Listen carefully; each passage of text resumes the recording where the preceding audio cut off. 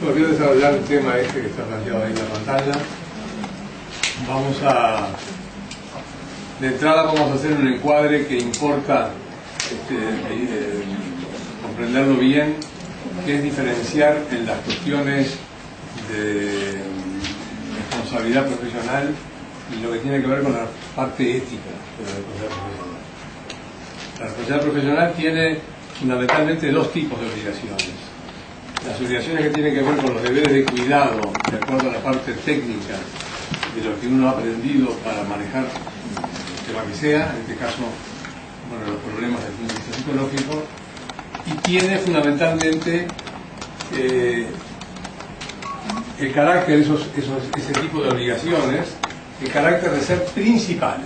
Yo insisto en esto siempre porque la relación que se establece fundamentalmente en relación a una persona que consulta por una problemática, eso vamos a ir aclarando un poco más, es lo que genera o fundamenta la relación. La relación no es una relación fundamentada en el aspecto ético. Lo ético es segundo, no digo secundario, porque la palabra secundario tiene un sentido más peyorativo, pero es segundo, sigue a la razón por la que la persona se vincula con uno. Y en ese sentido son derivadas las obligaciones éticas, y estas relaciones éticas son derivadas por el hecho, naturalmente, de que se establece una relación entre dos personas. Entonces, para que vean que esto tiene que ver con la tecnificación a lo largo de los siglos, siempre las relaciones de las personas, y por supuesto que lo voy a aclarar más de nuevo después, pero me voy a haber obligado permanentemente a hacer como una distinción entre actividades que tienen que ver con patología y actividades que tienen que ver con pacientes con patología y con pacientes sin patología, pero fundamentalmente estos temas han sido pensados y tienen que ver con la relación médico-paciente y concretamente con la relación, en el caso de la patología mental, psiquiatra-paciente. Entonces, cuando no se conocía todavía nada de medicina, ya los curanderos tenían obligaciones éticas, ¿verdad? Y los actos eran buenos por lo que aparece ahí, cuando respetaban a la persona del sufriente. En realidad empiezan a ser, cuando se codifica el saber técnico, los actos buenos empiezan a ser ahora los que responden a la lex artis, es decir, a lo que de alguna manera constituye las reglas de juego técnicas, y técnico significa un conocimiento de la realidad en sí mismo, qué es lo que pasa, con qué se actúa, cómo se actúa, por qué se actúa, cómo operan los mecanismos, digamos, que se ponen en marcha. Una palabra, se tecnifica la relación, y entonces esto se invierte a lo largo de la historia. A posteriori de eso van a aparecer vinculados los aspectos de responsabilidad profesional, naturalmente los técnicos y los éticos, y hay una tendencia que es en parte comprensible, no lo es para los abogados, pero en parte comprensible para los médicos y para los que no están en el área de la racionalidad legal, el que se dé prioridad a lo ético. Insisto en esto porque cuando se da prioridad a lo ético se empieza como a complicar todo el análisis del problema, ¿verdad? Entonces, vamos a tratar de ir directamente al tema de la psicoterapia y vamos a hacer un encuadre. Yo voy a hacer un encuadre, ustedes después me harán preguntas, podrán estar o no de acuerdo, pero va a ser el modo un poco de desarrollar esta presentación. En psicoterapia se ponen o consultan para hacer psicoterapia dos tipos de personas. Personas que están con una patología mental, y personas que no tienen la patología mental y que consultan por problemáticas de diferentes tipos. Lo importante es que en cualquiera de las dos situaciones se da una relación entre dos personas, y esa relación entre dos personas implica que se está en presencia de alguien que es el técnico, digamos, que va a prestar ayuda, y de alguien que demanda ayuda.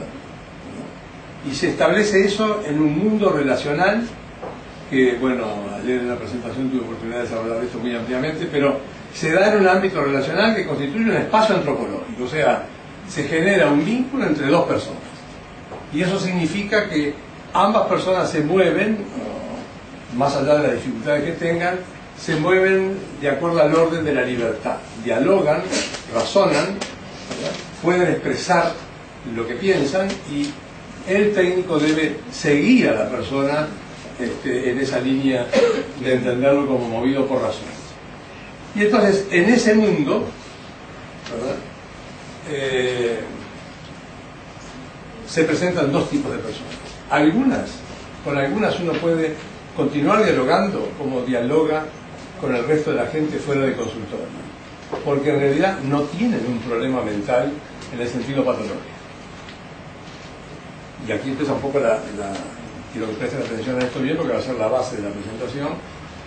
No tienen un problema patológico, lo que tienen es un problema de consulta existencial. Problemas existenciales tenemos todos, de un tipo u otro, ¿verdad? Lo que actualmente hoy en los sistemas de codificación psiquiátrica aparece claramente marcado, y siempre que lo señalo esto quiero que quede bien claro, los manuales de diagnóstico presentan dos grandes sectores.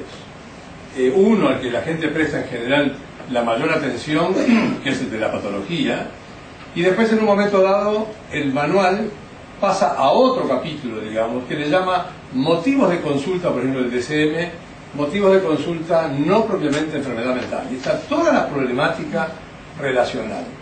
Y la CIE-10, la Organización Mundial de la Salud, tiene para los códigos estos que se llaman B en el DCM, se llaman Z, y desde el punto de vista práctico la experiencia de la Organización Mundial de la Salud es tan importante y tan grande que cuando uno analiza con cuidado los códigos Z de la CIE, de la Clasificación Internacional de Enfermedades, en el capítulo F es mucho más importante y vale más que el del DCM. Pero de todas maneras, esa división ya muestra que hay en el consultorio del psiquiatra y en el consultorio del terapeuta no psiquiatra, va a haber dos tipos de personas. Va a haber personas que tienen enfermedad y personas que no tienen enfermedad y que consultan con problemáticas de diferentes tipos. ¿Qué pasa con esta diferencia? Bueno, la diferencia que pasa es que cuando la persona tiene un problema patológico, ese diálogo humano que mantenemos afuera y que mantenemos dentro del consultorio, en un momento dado empieza a tener lo que ha sido llamado a partir de Dilthey y Jasper, etcétera, una dificultad en ser comprendido. Esa opacidad para la comprensión es lo que la psiquiatría, a lo largo de los 200 y pico de años que tiene de desarrollo, ha configurado como fisonomías psicopatológicas. O sea, una fisonomía psicopatológica es una estructura mental anómala, una forma de vida mental regresiva, ¿verdad? No son muchas, ahí está el gran problema con los sistemas de codificación actual, que han multiplicado innecesariamente y subdividido los cuadros, son un determinado número, van a ver ustedes ahora de qué modo práctico esto se puede manejar. Esas personas tienen una dificultad de la comprensión, y esa dificultad en el técnico tiene de comprenderlo, se acompasa con lo que uno conoce como formas de vida mental regresiva, síndromes psicopatológicos, y eso es en el fondo la semiología psiquiátrica. La semiología psiquiátrica es aprender a reconocer esas estructuras en el diálogo, insisto en esto, humano, común que uno tiene con cualquier persona. Y al tener un diálogo de ese tipo, hay una opacidad. Y una vez que se llega al diagnóstico del cuadro psicopatológico, se ingresa en la segunda parte, que es la explicación.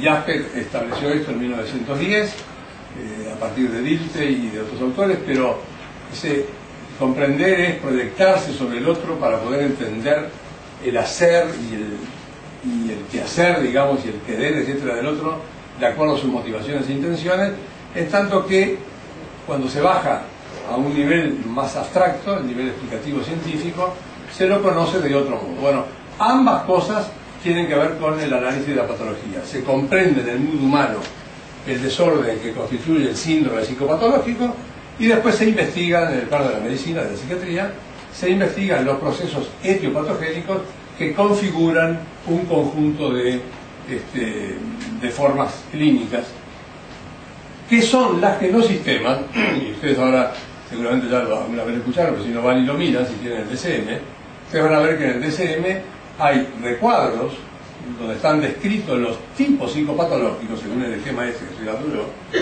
pero no tienen números, porque los cuadros psicopatológicos no se codifican. Acabó la época en la que yo me empecé a formar, en la que, en el año 60, en la que el diagnóstico prácticamente terminaba con el diagnóstico psicopatológico. Hoy realmente el diagnóstico psicopatológico es una etapa que requiere la completud del diagnóstico etiopatogénico, y ustedes van a